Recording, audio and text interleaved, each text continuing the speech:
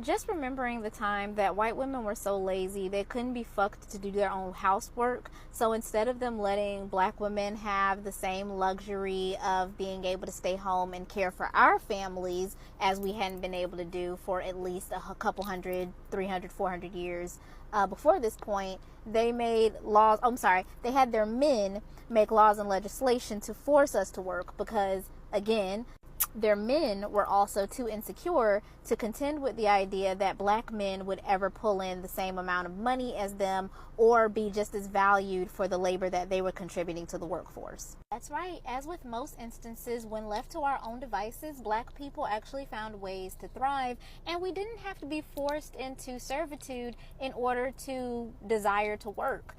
Many black men were entering the military for the means of trying to integrate into society, try to contribute back to this country, even though the country had given nothing to them, trying to make money to care for their families and maybe gain a foothold in the world after being born a generation outside of forced servitude, and some of them even experienced slavery firsthand. They didn't have to be forced. They actually wanted to. They signed up for the military, were trying to fight for their country and provide for their wives and children back home. And because the government was actually allowing this and, giving them a little bit of money, because they were giving them an allowance that was going back home to their wives, the black women back home now had enough money to be able to quit these harsh domestic roles in other women's homes and take care of our own families and start building our own home. Well, the disgruntled Wahite people couldn't have that because that would mean leveling the playing field. That would mean that black folks would have a fighting chance to actually start to gain some leverage in society and, start rebuilding or building for the first time our own communities and, being self-sufficient, which looked a little bit too much like equality to them. That was a little too much humanity for these beasts of burden. So if you see here, basically it says, and I got to get close, y'all, because y'all know I can't see. But basically it says, Negro women to be put to work, a city ordinance will be passed requiring them to be regularly employed. That is because since these women were now getting allowances from their husbands' hard work and labor in the military, they were now able to focus on themselves and focus on their own family. So for the first time, black women had the luxury of choice and being able to choose to do for themselves. And they did not, obviously, want to spend 16 plus hours in some other motherfucker's house taking care of them. They were choosing to stay home and take care of their own homes. So they had the audacity, black women had the audacity for the first time in forever to actually say, no thank you, I actually don't want to work for a half a penny every 24 hours. I'm gonna stay home and take care of myself and my kids with the money my man is making. So not only were these women exercising autonomy for the first time in ever, but they were actually able to do what the white women were doing.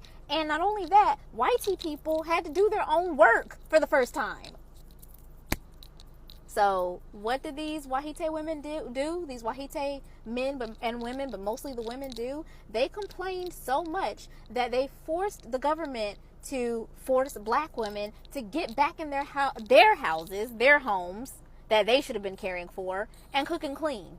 And it's crazy because if history had taught them anything, it is that black women in proximity to white men means that those white men are going to take advantage of those black women. So you were literally imagine being so lazy that you would rather I'm sorry, I had to gather my thoughts because this is incomprehensible to me, but I also have to remember that a lot of these women didn't even like their own husbands, so I guess they figured the less I have to do for him, the better. But imagine being so lazy that not only are you not willing to clean and care for your own house and children, you are willing to allow your husband to cheat so you can have the luxury of continuing to not care for your own household. Because let's keep it 100%. Most of the time, the black women that were entering these households as domestic workers were also mistresses. Or if they weren't mistresses, they were being assaulted and essayed on a regular basis. Because these lustful monsters were preying not only on their labor, but on the proximity to their subservient bodies and felt like they were owed access to these black women. So yes, more often than not, these husbands, fathers, brothers, uncles, etc., that y'all were forcing black women in proximity to, were also trying to screw us. Because you don't want to do your own housework, bitch. Like, what?